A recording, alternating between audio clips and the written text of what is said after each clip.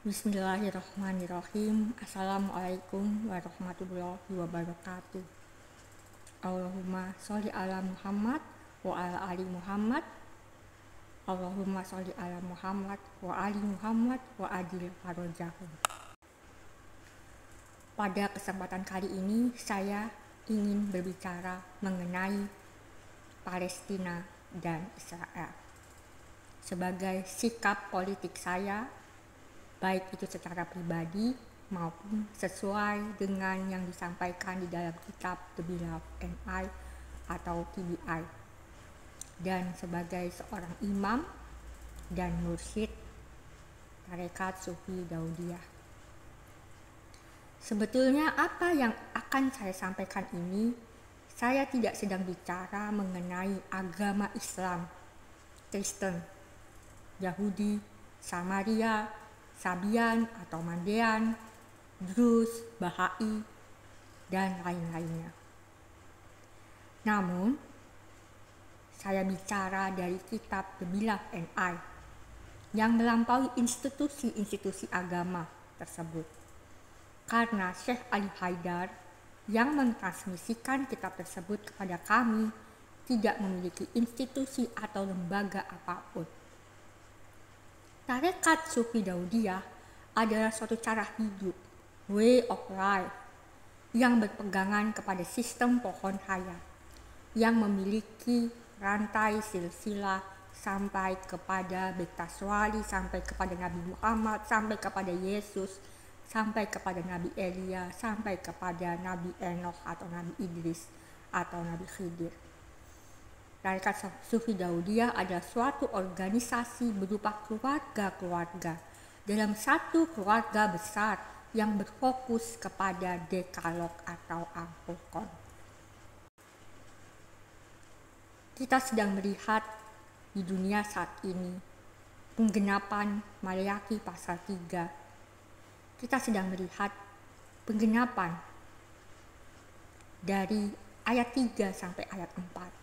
Ketika kita melihat bagaimana sikap dunia terhadap Palestina, bagaimana sikap elit yang berbeda dengan sikap masyarakat, baik itu Muslim, Yahudi, Kristen, ateis, agnostik, dan berbagai agama yang lain yang mendukung Palestina. Kita lihat itu kemarin di jembatan London, kita lihat yang terjadi di New York, di negara-negara bagian yang lain di Amerika Serikat, di Kanada, di Australia, di negara-negara Eropa, walaupun mereka sebagian sudah dilarang melakukan protes di Paris dan di kota-kota di Jerman. Ini adalah yang sedang dilakukan oleh kekasih saya, suami saya, Nabi Elia. Kita sedang melihat penggenapan dari kitab Zakaria pasal 1, terutama kita lihat di ayat 20 hingga 21.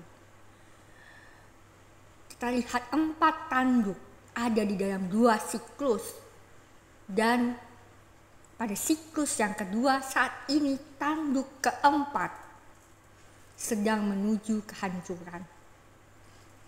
Kita sedang melihat penggenapan Daniel pasal 12 ayat 12, yakni akan hadirnya negara kesatuan Palestina pada tahun 2026 dengan ibu kota Yerusalem Al-Quds.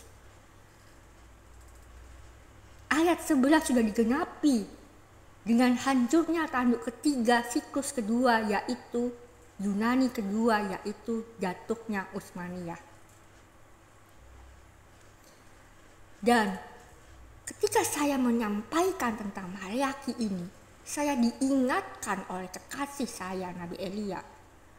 Saya ingin tanya kepada Anda yang mengimani Alkitab, Anda yang mengimani Al-Quran, Anda yang menerima dan mengakui wahyu di Gunung Sinai atau di Gunung Horeb yang diterima oleh seluruh Bani Israel saat itu bersama Nabi Musa, Nabi Harun, dan Nabiah Miriam.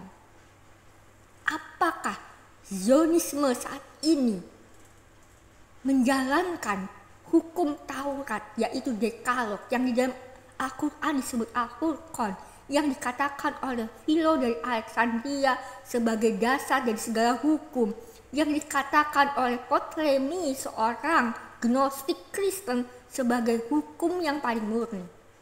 Tidak, mari kita lihat bagaimana Zionisme melanggar Dekalog. Pertama, mereka menuhankan nasionalisme. Mereka tidak sedang menyembah Tuhan yang disebut Yahweh atau Elohim atau Allah.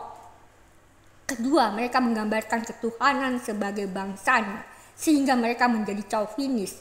Ketiga, mereka mengklaim Tuhan untuk bangsanya, untuk kolonialisme dan imperialisme, untuk penjajahan. Keempat, mereka mengeksploitasi teks-teks Alkitab sebagai teks-teks historis. Saya ulangi, mereka mengeksploitasi teks-teks Alkitab sebagai teks-teks historis dan melakukan sekularisasi transmisi para nabi dengan mendesakralisasi kemanusiaan dan kehidupan sehingga menodai Sabat. Mereka tidak menghormati, nomor 5, mereka tidak menghormati para nabi sebagai leluhur yang berjuang untuk kemanusiaan dan kehidupan. Keenam, mereka membunuh, membantai, dan mengkem konsentrasi orang-orang Palestina. Nomor 7, mereka melanggar perjanjian dengan Tuhan saat lahir untuk tikun dan tesyufa, tapi malah melakukan kerusakan, penjajahan, dan kekejaman. Kedelapan, mereka mencuri dan merampas tanah-tanah dan rumah-rumah masyarakat asli yang merupakan orang-orang Muslim, Kristen, dan Yahudi yang pada masa itu hidup damai, koeksis, dan harmonis. Kesembilan, mereka memfitnah orang-orang Palestina sebagai teroris dan semacamnya. Ingat, mereka memfitnah para pejuang kemerdekaan Palestina sebagai kaum teroris. Dan ke-10, mereka menginginkan tanah air dan kampung halaman orang lain dengan memanfaatkan teks-teks dari Alkitab, dari tanah. Dan seharusnya jika mereka adalah Yahudi yang ingin hidup di dalam satu negara yang damai, mereka melawan para penjajah barat, para penjajah Eropa yang dulu menyakiti mereka, yang dulu membuat mereka berada di kamp konsentrasi. Tapi tidak. Dan dari Malayaki ini kita mendengar bahwa banyak sekali orang Yahudi, orang eks-Zionis yang mendengar bimbingan Nabi Elia sehingga mendukung perjuangan dan kemerdekaan bangsa Palestina yang insya Allah mereka akan merayakan kemerdekaan itu pada tahun 2026. Seperti yang disampaikan oleh The Beloved and I, disampaikan di dalam The Beloved and I, menurut bimbingan 4 pir Rijal Al-Ghaib, Nabi Idris atau Nabi Enoch, Nabi Elia, Yesus Kristus, dan Imam Mahdi. Sekian, Sidang Mastu.